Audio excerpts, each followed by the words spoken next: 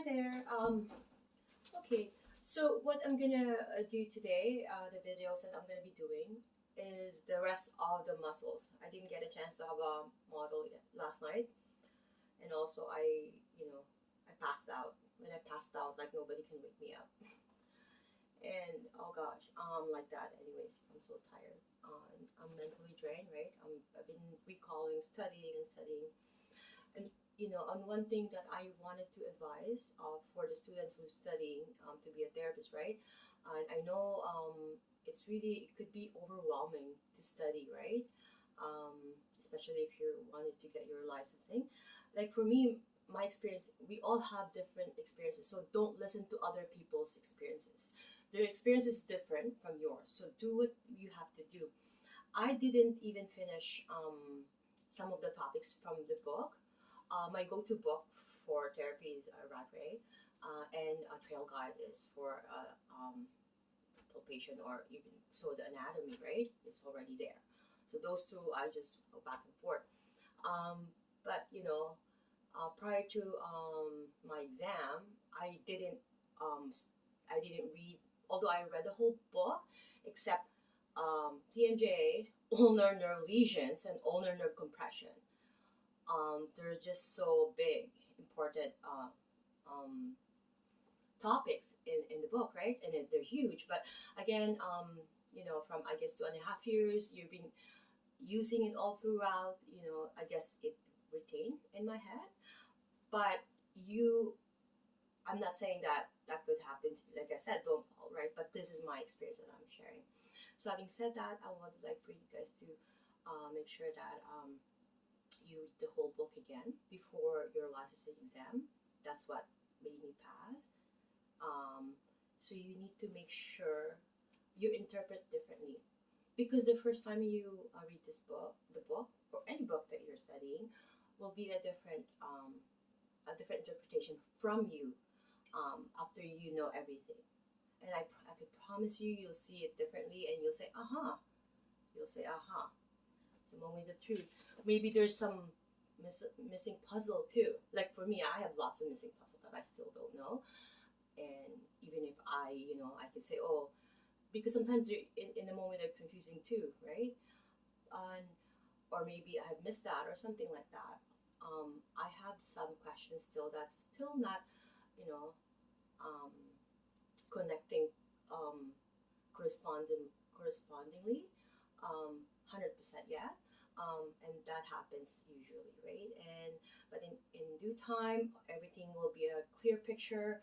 You'll just see as one picture, and everything will be all right. Okay, so what I'm going to do with this, I'm just also, like I said, I did this channel to be able to help the students who are trying to get their exam or preparing for the exam. But also, I'm also calling for myself. I'm studying. I'm also preparing. And now, since I didn't study these three topics that I mentioned, I'm gonna see. I didn't do a prior studying, so I'm just gonna read and I'm gonna present like what how I used to present it anyways by looking at just a book, no prior study or reading, and I'm gonna complete the trail guide muscles. I still have some remaining muscles, origin and insertion. So I'm just gonna go ahead. I'm not gonna stop the video.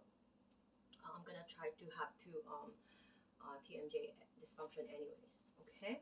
Okay. Before I start with the TMJ dysfunction or any um, you know surrounding area structure dysfunction, because what's happening is there's so many speculations, there's so many controversies about how it should be called, but we're not going to get into that. But just to mention, because they refer to TMJ disorder or TMJ dysfunction or joint dysfunction, right?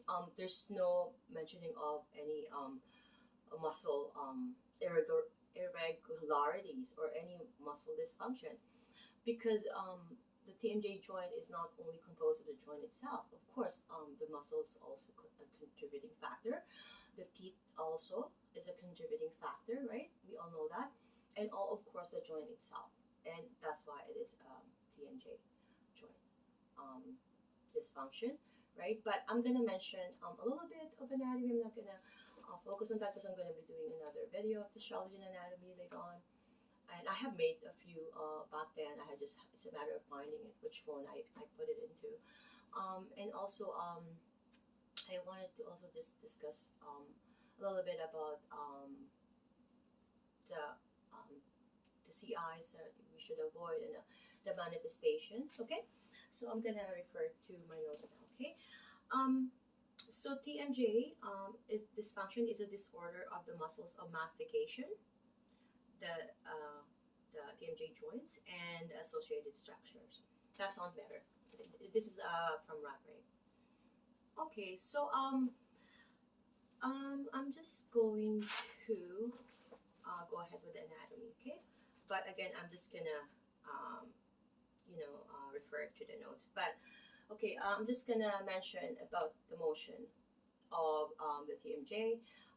So it's just when it opens, the mandible depresses, right, and then it closes. The mandible lifts up, right.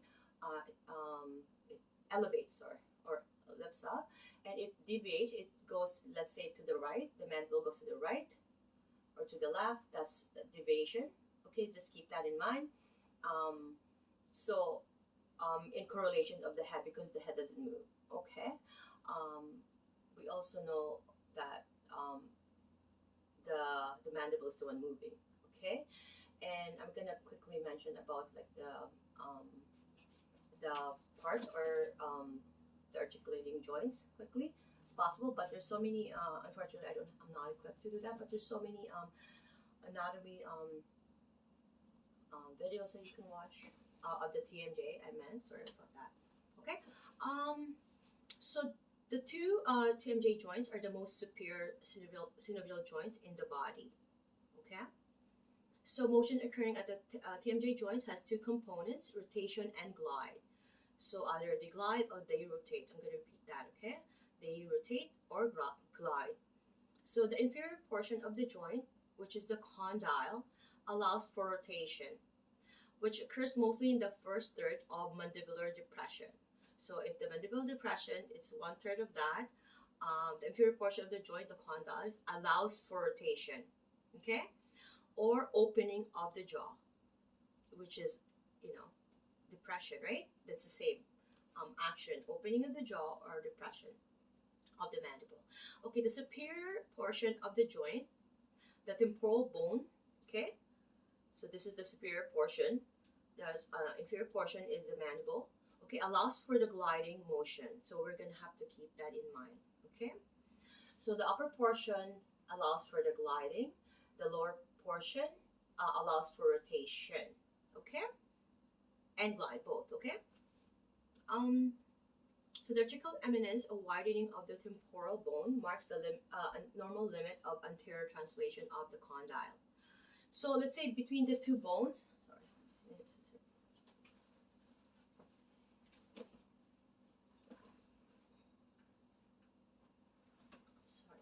So between the two bones is a meniscus or articular disc, a biconcave structure composed of connective tissue. So the biconcave shape allows the disc to center itself above the condyle. So you see that scenario there. Okay, so the disc is hypovascular and not pain sensitive. So I want to just add, right, if a client comes to you and there's some dysfunction, but there's no pain, that's also normal, right? There's like, you see some clicking and popping, but there's no pain. There's no needed treatment if they're not in pain, right? So if there's a popping and clicking, that's just normal, right? And some people are born with perhaps, the structures are different. That's normal for them too. So it's not going to cause any pain because it's not really doing any dysfunction to the joint itself, right? Because if any misalignment or any malfunction, right, that's what's causing the pain. But going back, so posteriorly it is attached to retrodiscal connective tissue, which is highly vascularized, well innervated, and covered with a synovial membrane. Anteriorly, the disc is attached to the superior portion of the lateral the pterygoid muscle, the lateral. Okay, so anteriorly. So anteriorly, keep in mind anteriorly, coordination of movement between the disc and the condyle is maintained by the lateral, collateral, and capsular ligaments. Okay, because because of the disc, sometimes because it's hypovascularized, there's a lot of blood is elevated by so there's pain. So when it's compressed, right? But there's come a point in time that becomes like because it's a connective tissue, right? The synovial fluid, it becomes taut, and then it just how do you call it, disjointed, or it goes posteriorly, or it could go, and it's no longer acting as this, and then it becomes like there's no longer pain, right? It becomes just a thought. It's not painful, but there's still some dysfunction there. So that also could be a factor. Um, why it's not having any pain, but we have to do all these assessments, right? So there's two scenarios that I painted there. A normal one, no pain. A normal, which is no pain, but there's a lot of dysfunction due to the teeth, or they were born with that, right? And then the other one is having some no pain again, but there's dysfunction, right? It's just because of the reasoning is this, not because they're born with it. Okay. Okay. So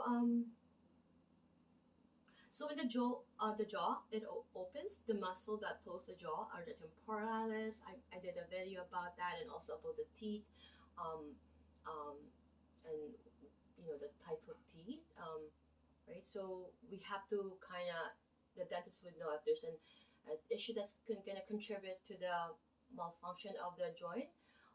They're gonna check which one is not really normal, um, or even the let's say the temporal semester, right? All that will be assessed properly by also a therapist, right? Okay, so we must relax, allow the supra and infra highest to depress the mandible. So the inferior portion of the lateral pterygoid pulls the condyles forward, while the superior portion of the lateral pterygoid pulls the disc anteriorly. So those are differences. Lateral movements is caused by ipsilateral contraction of the temporalis and masseter muscles, and by contralateral contraction of the lateral and medial pterygoids and temporalis muscles, right? So we're just gonna go ahead to mention the causes here. Okay, so because I'm gonna have another video with regards to the another how the opening and clicking. Okay, so causes will be mentioned, imbalances in the muscles of the mastication. So people like me, I love chewing gum. It keeps me awake. I used to do go 4 hours drive away and all that for work, and sometimes I need to keep me awake while while driving. So I chew gum, I'll listen to music or whatsoever. I had that habit, and also to for circulations and all that in here. But what it's going to do to you, to your master, it's going to create some hypertonicity, and that could cause some pain also, right? Could develop some trigger point, because it's always in a shortened position, and the contraction is going to happen if it's not treated, right? And there's going to be fascial restrictions everywhere. Anyways, so I'm going to go back to the causes of TMJ joint. So if there's any muscle overuse, or pipe or cigar smoking, and also mouthpiece or mouth guard, if there's some occupation that would require for you to like do a lot of like blowing or something like that, or sucking, so it's going to create a lot of tension here. Any molar extraction, right? This is something big, like I mentioned about the teeth. Like I have a lot of issues with my teeth as a kid. I've always had And I think that determined me from having a proper to pronounce some words, I believe, because of how the air, just the teeth. I just, based on my own, right? But I've seen dentists as a kid all my life, and my mom has put me in the best dentist. They had to travel because there's that best dentist in this, that could really help me in, right? Because I grind my teeth as well. I stopped now. I was able to know and help myself with things that I need to help myself with, things, the knowledge that I've learned. Okay, so if there's going back to the cost, cranial bone misalignment, if there's any, like, let's say,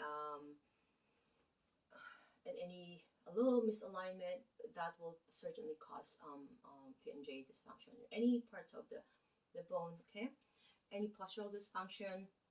Like I said, our body is a whole mechanics, and if one is not really working properly, like a car, that's just gonna um, incorporate a lot of organs for dysfunction and dysfunction until it becomes like a major massive dysfunction, right? We don't want that, just like in the car. So if we see some signals, some symptoms, in the case of the signal, there's going to be some lights or some I wash my face because I always shower or wash my face in between studying. It helps me, and my face is getting dry because I need maybe to put a little oil. Sorry, that's why I'm doing that. So you will have to make sure that you do all the proper necessary thing to maintain the car, so as well as our body, right? And especially if we're gonna be in the field of therapists, we have to have a strong body as well, and a strong ability, skills, ability to do therapy on other people, right? So we need to be able to be addressing our own muscle dysfunction or postural dysfunctions first. Okay, so increased stress. That is one factor, I believe. I had asthma, and if you can please watch the video about asthma, I shared my experience. This is a second video that I'm putting experiences into the pathology. Having said that, is because the stress kind of is a factor for me. So I have asthma, and when I get a little upset, I couldn't breathe, I couldn't talk, and I'm catching my breath, and it was just hard having that condition growing up.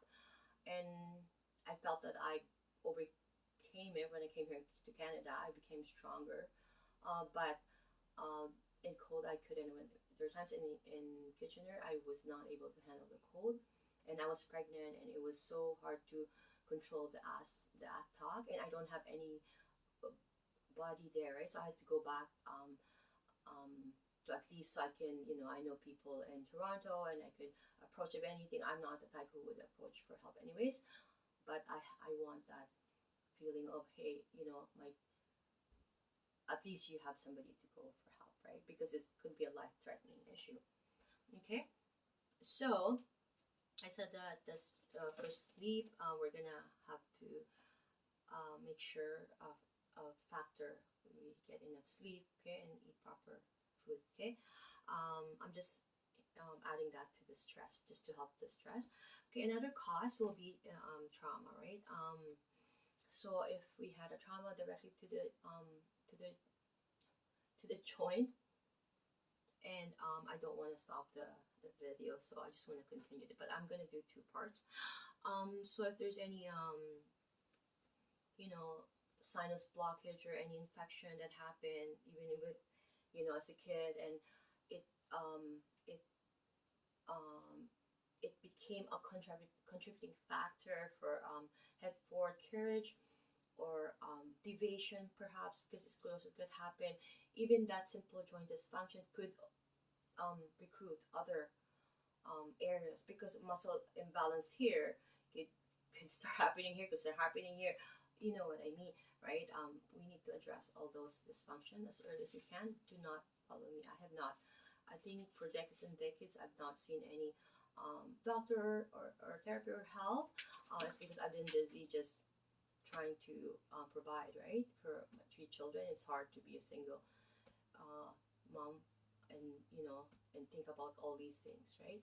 But thank God that now I'm addressing them, and I have been addressing them before it gets worse. Okay, so that's what I'm telling you to do, is to make sure that you would strengthen your body, because we need that, especially for the in the massage therapy or in the physiotherapy, right? You're gonna have to be always active. You need that energy to show your client that, hey, um, and physically I don't have any postural dysfunction, because if I'm showing that I do have postural dysfunction, my client will not trust me, right? I'm not saying thing, but we all have to at least be a strong guide for our client. Okay. um, Joint pathology, if there's hypermobility, even a capsulitis or synovitis, which could lead to any contractures or osteoarthritis or any RA, rheumatoid arthritis. These are RA is systemic, but um, that will eventually, if systemic, that's automatic. It's going to create a dysfunction because all joints affecting connective tissue and all joints. And TMJ is a joint, more so, and it is really like I said, there's alarm symptoms going on. We need to um, see where the fire or the alarm is coming from, right? Our body will give us some alarm anyways, through pain, through um, some signs, right? Especially with the nerve, there's a problem with the nerve. It'll give some like paresthesia, different concept of like a tingling sensation. Your pain sensory will be, so those are like signs. Okay, so so if a person comes with a TMJ, what usually happens is they will have to go internal oral therapy to relax the masseter. If there's any trigger points, it has to be done, and then to see if there's any joint place needed. Okay, those are the things. But I am going to be talking about the surgical approach, okay, to TMJ problems. These are called, for the this repositioning via arthroscopy, discectomy, both with and without this replacement by Teflon implant, and total joint replacement. So this replacement has been a controversial procedure, and osteoarthritis development is common with discectomy. So again, that's just about life, right? Even like, some cure, obviously, will have some side effects, even medication. So if we do some surgical interventions, other will be affected, and then we're not only dealing with that, we're also dealing with the surgery alone, right? But that's what it has to be done if come to that point. Okay. So today, the medical strategy to TMJ dysfunction has shifted to a more conservative chronic pain management approach, including medication, dental splints, and massage therapy, physical therapy, behavioral therapy, such as stress management. Okay, so with this, so this is important to whatever it takes for us to control our stress. So if we're getting stressed, we have to pull ourselves away from that situation, even if our let's say your own supporting system is the cause of stress. We're not gonna tell them, hey, you guys are the cause of my stress. You're just gonna simply pull yourself away for that during that moment. It's better not to say anything than to cause more stress, because you're in a state of a lot of stress yourself, and they're more causing stress because, right? So stay, learn how to do those things. So let's say if it's stress of things that you cannot change, or things that it's out of your reach, or it's God's will, then there's nothing you can do. Don't stress about it. Just pray, right? But learn to keep out of that stress. Okay.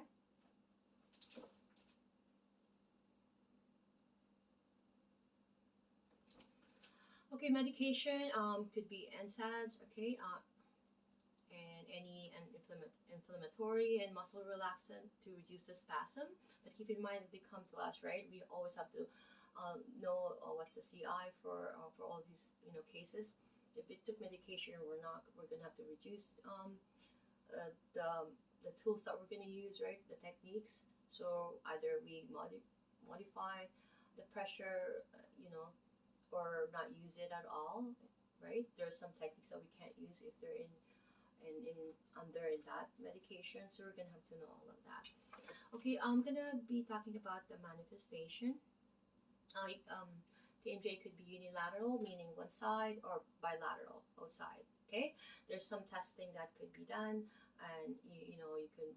There's in the back of my head, I know too, where you can get the client supine, and you can ask the client to open their mouth. If there's a C wobble, its meaning is going in a C direction, or an S wobble, and then we have to identify it's the right, left, and all that stuff, right? So we will do all this testing. We're gonna have to assess them accordingly, doing all the range of motion and where is the pain coming from. We have to palpate it really at this point where the pain is located, because it's a very fragile joint. Is right? So we're gonna have to be using our own palpation skills. Where is the pain coming from? Then from there we can do our own range of motion assessment, and then do our testing. Okay, so the number one symptoms of TMJ dysfunction are most common in people between 15 and 45. And it's more common in women by ratio of 5 to 1. Okay, so we have to keep that in mind. Okay, 5:1. I guess maybe because women are more susceptible to stress than men. Men are more calmer, right? By nature. But let's not get into that. The triad of predisposition, tissue alteration, neuromuscular, skeletal, and dental, and stress sufficient to cause jaw cleansing or bruxism is necessary to provoke TMJ dysfunction. So when you're doing you clench, or you grind your teeth, that's bruxism. It's called bruxism. Postural dysfunction is a head forward carriage whippets. I mentioned that earlier. Other pathologies. Okay, other doctors could present you with that. You most likely have some fibromyalgia, osteoarthritis, and rheumatoid arthritis. It's because that is sort of associated with any joint, and like I said, how the body works, right? So in the early stage, there is muscular incoordination and subluxation. Okay, there's gonna be that clicking sound. There's gonna be pain in the morning, tenderness, obviously, and all around. And there's gonna be spasm in the muscle. I told you, master muscle, the main muscle of mastication. It's a strong muscle. Obviously, if we keep on that's being overused, it's going to create spasm, right? So it's going to create hypertonicity, and then it will lead to a headache, right? With me, prior to having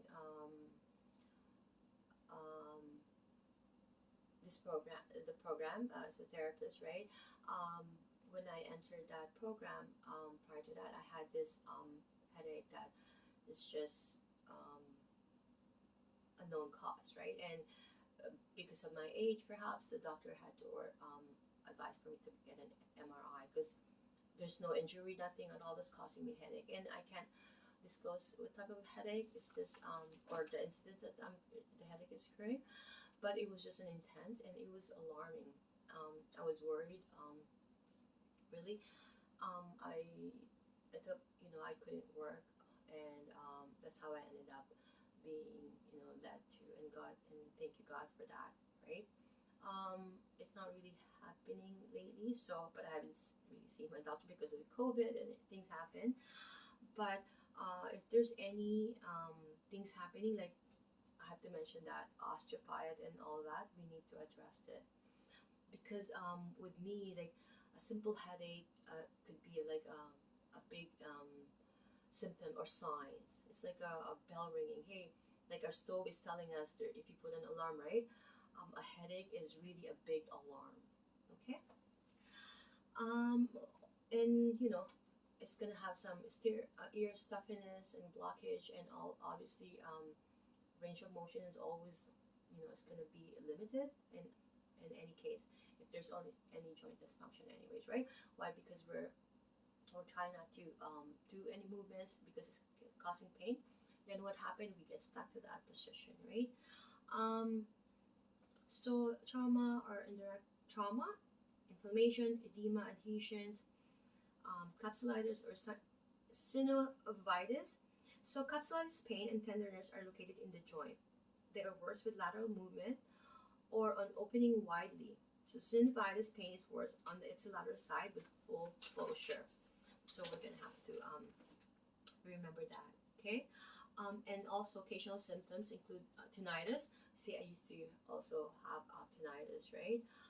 And because um, I'm always grinding, like all my sleep, I've been like grinding. So it's just another symptom or alarm, right? Sensitive teeth and paresthesia, which may be due to trigger points. In the later stage, if not corrected, the muscle mastication may develop contractures. Like I said, limiting range of motion, degeneration of the disc, the condylar head, and the articular eminence may occur. That's just given I have mentioned that earlier that about the disc, but I have to do another part where I can perhaps show you the joints and then point to the anatomy. I'm gonna maybe just based on the trail guide because to be able for us to establish where is which and where is that. Otherwise, I can't just by talking. This is just to give you an idea, a basis, but you need to do the refinement and the details. There's numbering involved, like a ratio of 5 to 1. Women are more prone to having TMJ, all those things, right? Okay, so what are we gonna ask our client? Anything that could question that relating. I have asked some few questions before added to each, but probably not all, but some of them. So we all know we're gonna ask them: is there any contributing factor to this condition? Have they had any injury before? Have they? What's the cause? Have they been diagnosed of TMJ disorder? And what are the tests used for them to be diagnosed for that, right? And you're gonna have to ask their occupation, their sleeping patterns. Are they grinding their teeth? Do they chew gum like me? Do they grind their teeth? And all that, okay? And most importantly, symptoms. Ask them about the symptoms. Ask them about the stress, specify the stress and nutrition portion of proper sleep and all that. Because if a person is grinding their teeth, they're stressed while they're sleeping, correct? Meaning they're not at rest. While they're sleeping, they're probably thinking about a lot of things, financial, whatsoever. Like my case before is always I'm always budgeting, right? I'm trying to, know because, oh gosh, right? So that stress probably it becomes like a habit, and we don't even notice it while we sleep, right? So, rest your worries to God. I learned this the hard way. um, it's really important to put Him number one because everything else you don't need to worry about your relationship with anybody. You don't need to worry about anything. If you pray, and then everything else will follow. He'll direct you anyway. So that's what I'm missing in my life, right? I was always stressed out, and hey, what if money doesn't come? What's gonna happen to me and my children? I have 3 kids. It's always that stress for me, and although I sleep good, I am not noticing that I have brought that into my most precious moment for me to how do you call it, heal my day-to-days worries, my day-to-days exhaustion in life. Sleep is a way to heal. The more that you're a different person, you're rested. Your sleep can is such a good healer. Deep sleep though, and it has to be nighttime sleep, not during the day. That's why God made night. But I know at different times in this world, right? So you have to follow because the sleep. But then again, if you can't because of your job, we have to obviously bring food into the tables to feed our kids, right? Then do all the necessary. You can put a dark space and sleep. Anyways, going back, I'm just gonna check everything here if I have any anything that I missed. Like, but again, I'm gonna do another video because I think this is very long now. Okay. I think that is for it, and I'm just gonna add the three testing. We're gonna do the active, passive, and all that range of motion. Um, active resistance is always done to check if there's any tendonitis, right? But we're gonna do the TMJ joint, three knuckle test, passive relaxed atlanto-occipital and atlanto-axial articulation test, or a passive relaxed anterior and lateral spinous challenge, because it could show some hypomobility and hypermobility of the cervical. Okay, and I am going to mention now before we in a matter of 1 minute, hopefully, the CI. Okay, we're not going to compress on the carotid area or carotid sinuses when treating the anterior neck muscle. We're not going to do that. Okay, we're not going to use a massage technique that are on the SEM at the same time. So we're gonna do a unilateral as opposed to bilateral. Okay. We're gonna avoid the person to be feeling of being choked. So we're gonna also avoid any infra and suprahyoid muscles treatment bilaterally. Okay. So we're gonna avoid deep work over the styloid process of the temporal bone, as it is a potentially fragile structure. I'm gonna do a video. I'm gonna show which one is the styloid process. It's better that way. I mentioned that if in between my video, I added it on. If they're taking anti-inflammatories, we're not going to use any tools, right? Friction is is a no-no if they're taking anti-inflammatory. Although some techniques we can modify the pressure. Okay. We're not going to do any techniques that compress the mandible superior against the TMJ because we have to know where is it limited. We have to know where it's causing the pain. So if that in that angle, we're going to cause more pain, we're not going to do that, right? We're not going to use latex gloves or intraoral work if the client has a latex allergy. Just a given, we're going to have to know that we're not going to treat anybody without having a health history, right? So we're going to know if they have allergic reaction. Imagine if you didn't what if you didn't ended up taking the health history, right? And then we didn't know that the person has some allergic reaction to latex, right? Anyways, avoid using heavy or deep pressure. I have mentioned that intra or orally, the same thing, intra or orally. But TMJ dysfunction may be a result of a history of abuse, which the client may or may not disclose, right? The therapist should be mindful of this possibility, especially working intraorally, and respect any limits that the client might have. Okay, so not only we're going to be so conscientious of our clients' predisposing factors about their coming the issue for, but perhaps they'll have some emotional issue or trauma that could appear or could mitigate during the therapy session. And it's normal. We have to be able to be mindful of that always as a therapist, and we need to make sure that we're not going to be there to do their right.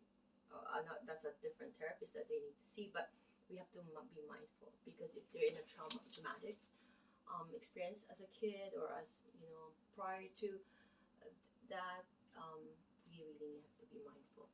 Okay, we're gonna do differential assessment. If it's a tension headache, we'll do all those testings. We're gonna do any referral pattern if there's any trigger point. We're gonna do also the migraine. Is it a migraine versus tension headache, right? We're gonna do if it's a sinusitis pain. We're gonna have to differentiate that. either rule it out, repute. Is it a trigeminal neuralgia, right? That's, I think that's very very distinctive to know, because uh, it's like lightning pain, right? Anyways, because mostly it's a trigger zone, for like the nerve. Okay, toothache pain. Is it a toothache pain? Because a toothache pain could really mimic. That's why they look at the teeth. It could mimic, or any, like with me. I lost a lot of my molars, which it affects my pronunciation at times when I'm trying to pronounce long words, and it's very um, odd words. I'm not using it as often as I can. Then I have to pause, and it might sound like, oh, but that's how I do sound when I'm trying to rush it, anyways, right? But anyways, the therapist should be mindful of this, right, all the time. Other symptoms could be sleep disturbances, headaches, and debilitating fatigue. So we need to be conscientious with this client. We are going to be mindful of their physical health as well. 41.